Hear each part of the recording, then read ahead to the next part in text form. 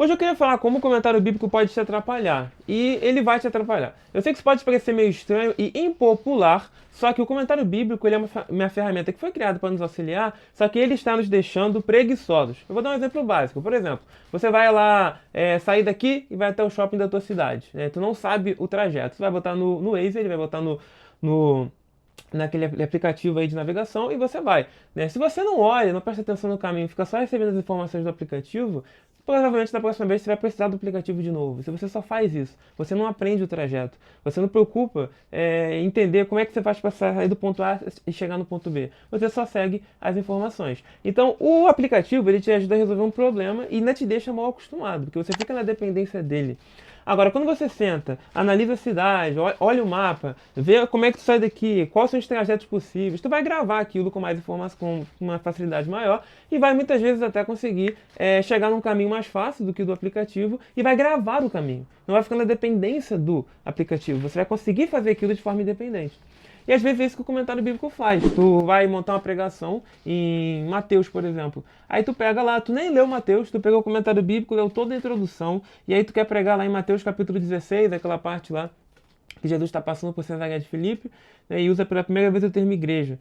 E aí tu pega ali, lê o comentário bíblico, o autor fala várias coisas, tu anota e tudo, e aí tu faz a tua pregação com base em tudo aquilo que o comentário falou. Tu não leu o texto, tu não meditou no texto. Ele resolveu o seu problema, o comentário bíblico. Mas se você for pregar agora em Mateus 17, você vai ter que voltar para o comentário bíblico de novo. E tu não consegue agora, só com o que tu leu ali, compreender o texto. Tu até pode conseguir uma coisa ou outra, mas tu vai ficar nessa dependência. Tu entenda uma coisa, você não interpretou nada. Você não realizou um processo de interpretação. Você pegou uma interpretação pronta e resolveu ela. Você ficou dependente do comentário, assim como você fica e eu ficamos dependentes da tecnologia. Por exemplo, muita gente hoje não consegue saber o número de ninguém, porque tem tudo ali na agenda do telefone. E aí quando você precisa ligar para alguém e você não tem o número, você não tem a agenda, você não consegue ligar. Então, isso é uma coisa que pouca gente fala, mas está acontecendo muito. E muitas pessoas vão estudar a Bíblia hoje dessa forma, relaxado. E eu quero propor algo diferente para vocês. A minha abordagem aqui na página é justamente munir vocês de ferramentas para que vocês consigam interpretar o texto bíblico sem ficar na dependência do comentário bíblico.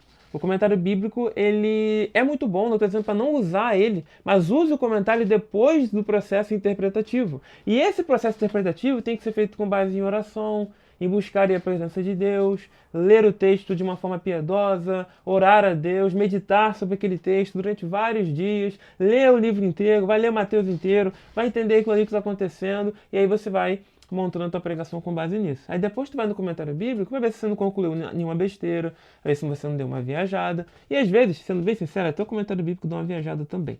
Mas isso não vem ao caso hoje. O que eu quero que vocês entendam é que essa dependência do comentário bíblico é muito perigosa. E é por isso que a gente vê tanta pregação repetida. Né? Só esse ano eu já vi um monte de pregação lá do Davi trazendo a arca.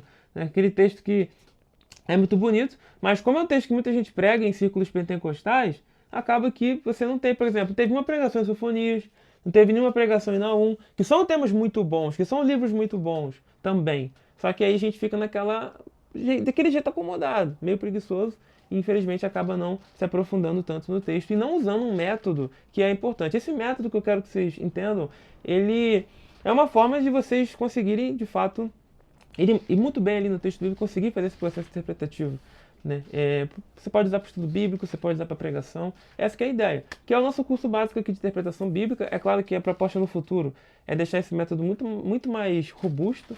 Né? Eu acredito que o que a gente precisa mesmo para fazer uma boa interpretação hoje é tu conhecer os gêneros da Bíblia, que é o que eu apresento no curso básico de interpretação bíblica, te deixar munido dos gêneros para você entender o que é uma poesia, o que é narrativa, como é que interpreta narrativa, como é que interpreta poesia, como é que interpreta carta, como é que interpreta livros proféticos, te munir dessas ferramentas. E depois disso você precisa de outras coisas também. Né? Claro que o curso é básico, como eu falei, né? Ele vai te dar o básico, mas o ideal seria conhecer uma introdução à história de Israel, entender ali detalhes sobre os povos da época, entender alguns costumes da época, né? Entender o mínimo para você conseguir esboçar e fazer ali um sermão.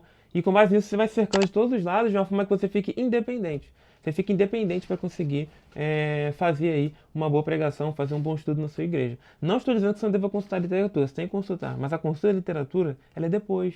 Senão você vai ler a Bíblia já com viés. Na verdade, a gente já lê um pouco com viés na nossa tradição cristã, mas é ideal a gente diminuir esse viés ao máximo. para a gente conseguir fazer uma leitura piedosa e para também a gente ter aquele momento de comunhão com Deus, que eu acho importante e que muitas vezes nós esquecemos, porque infelizmente ficamos muito preguiçosos.